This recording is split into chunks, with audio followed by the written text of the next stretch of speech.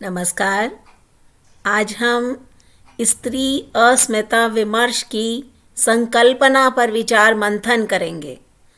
जिस प्रकार तार के बिना वीणा और धड़कन के बिना शरीर की कल्पना नहीं की जा सकती, उसी प्रकार नारी के बिना सामाजिक जीवन असंभव है। महात्मा गांधी जी ने भी यही कहा है कि बिना स्त्री पुरुष हो ही नहीं सकता। अगर अहिंसा हमारे जीवन का ध्यान मंत्र है तो हमें कहना होगा कि देश का भविष्य स्त्रियों के हाथ में है। हमारे यहाँ स्त्री किसी की पुत्री, किसी की बहन या किसी की पत्नी के नाम से जानी जाती है। अपना नाम होने पर भी उसकी पहचान किसी अन्य के साथ जुड़ी रहती है।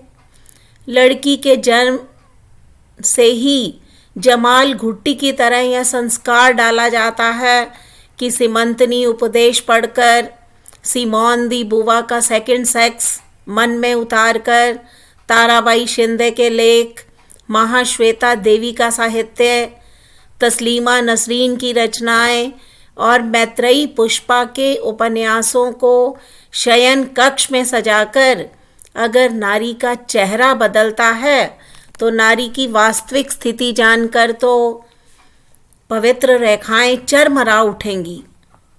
स्त्री के प्रति जागरूकता, अपने होने का एहसास, स्वतंत्र पहचान, नारी की अस्मिता, ये स्त्री विकास के लिए अत्यंत महत्वपूर्ण है। स्त्री सशक्तिकरण वास्तव में आत्मचेतना, आत्मसम्मान, आत्मगौरव और समानाधिकार की पहल का नाम है। स्त्री सशक्तिकरण से क्या अभिप्राय है?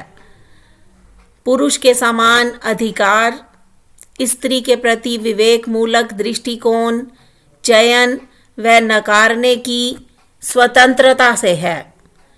स्त्री अस्मिता के निर्माण के लिए यह सबसे ज़रूरी है कि स्त्री की चुप्पी को तोड़ा जाए, उसे बोलने का मौका दिया जाए।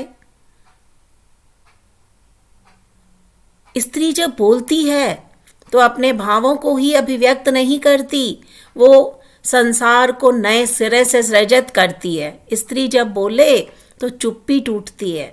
यहीं से ही स्त्री अस्मिता के निर्माण की प्रक्रिया शुरू होती है। वास्तव में हिंदी साहित्य के अंतर्गत महादेवी वर्मा, सुभद्रा कुमारी चौहान, कृष्णा सोबती, मैत्रेयी पुष्पा, मृणाल पांडे, मृदुला गर्ग, अक्षमा शर्मा, प्रभा खेतान, अलका सरावगी, नासिरा शर्मा, मन्नू भंडारी, गीतांजलि श्री, चंद्रकांता, संजना कौल, क्षमा कौल, चित्रा मुदगल, इन सभी महिला रचनाकारों ने स्त्रियों के स्वतंत्र अस्तित्व पर अपनी कलम चलाई है। तो हिंदी महिला कथाकारों की एक सशक्त पीढ़ी है। उनका एक रचना संसार है जिसको उन्होंने विविध रंगों से सुसज्जित करने का प्रयास किया है। वास्तव में समाज के अंतर्गत जो घटनाएं घटित होती हैं, स्त्री को सती और विधवा जीवन जीने के लिए प्रथाओं का शिकार होना पड़ता है। उन अंधविश्वासों, प्रथाओं, परंपराओं आदि को अपनाने पर उसे मजबूर किया जाता है। तो हाँ, सुभद्रा कुमारी चौहान जी ने स्त्री की स्वतंत्रता के विकास में सबसे बड़ी बाधा रूढ़ियों, अंधविश्वासों को माना है, स्वीकार किया है। नारी केवल इतना चाहती है कि उसे सम्मानपूर्वक जीवन जीने दिया जाए। महादेवी वर्मा, जो कि स्त्री मुक्ति के लिए नारी से अपेक्षा करती हैं, हमें ना तो किसी पर जय चाहिए, ना किसी से पराजय चाहिए, ना किसी पर प्रभुता चाहिए और ना किसी का प्रभुत्व चाहिए। वह तो नारी केवल अपना स्थान पाना चाहती है, जिसके बिना वो समाज का उपयोगी अंग नहीं बन सकेगी।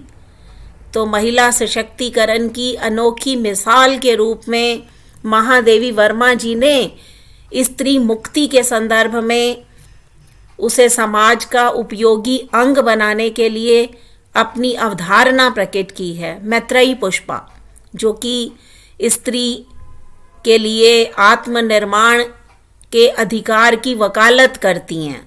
स्त्री हमेशा अपनी आत्मा की आवाज़ को अनसुना कर देती है। स्त्री विमर्श की मिसाल के रूप में मैत्रेयी पुष्पा एक सशक्त हस्ताक्षर के रूप में जानी जाती हैं। प्रभा खेतान, जिन्होंने संघर्ष, प्रतियोगिता, प्रतिस्पर्धा में पड़ने की बजाय स्त्री पुरुष को साथ साथ रहते हुए अपनी पहचान बनानी चाहिए।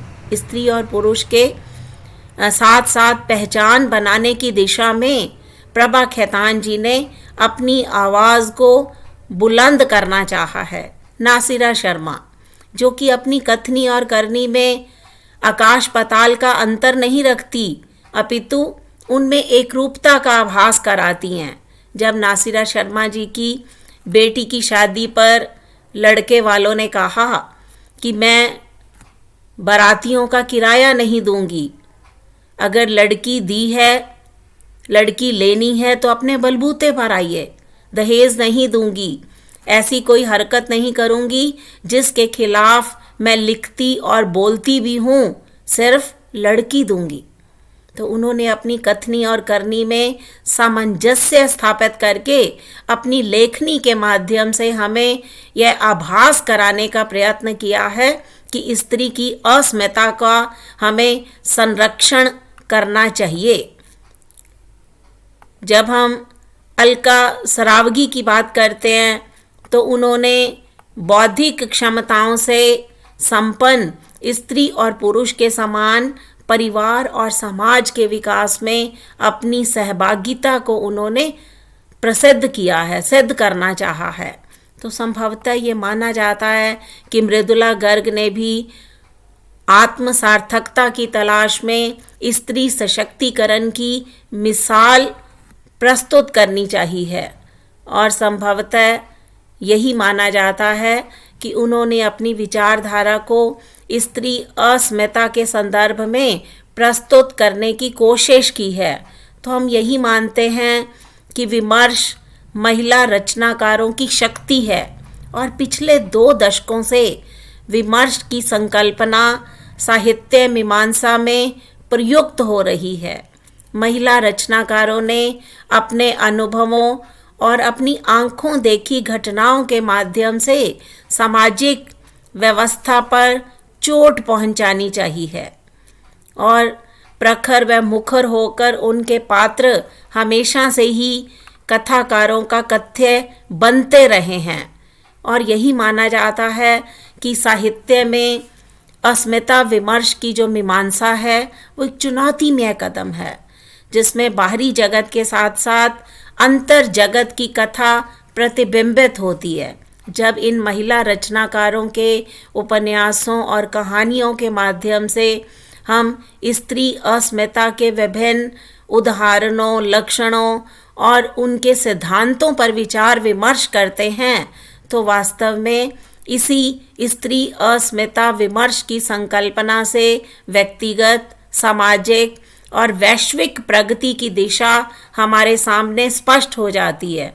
हम समाज को पहचानने लगते हैं, हम समाज के प्रति संवेदनशीलता का आभास कराते हैं, और यही आभास हमें सामाजिक समस्याओं का हल प्राप्त करने की सुविधा देता है, और सामाजिक समस्याओं का हल प्राप्त करके हम जीवन में उत्कर्ष का रास्ता खोज सकते हैं। तो वास्तव में दोस्तों, स्त्री अस्मिता विमर्श ये हिंदी साहित्य के इतिहास में एक चुनौतीमय कदम है। इससे आंतरिक जगत और बाहरी जगत में अनेक प्रकार की कथा जो कि अनकही रह जाती है, वो अनकही कथा हमारे समक्ष अपनी परतें खोल देती है, और अंतर जगत और बाहरी जगत पाठक वर्ग के सामने प्रतिबिंबित हो जाता है। तो वास्तव में हम स्त्री अस्मिता विमर्श की संकल्पना को अपने हृदय में धारण करके व्यक्तिगत, सामाजिक और वैश्विक प्रगति की दिशा में कदम बढ़ा सकते हैं, अपनी समस्याओं का हल कर सकते हैं और जीवन में उत्कर्ष के लिए अनेक प्रकार का रास्ता खोजा जा सकता है। धन्यवाद।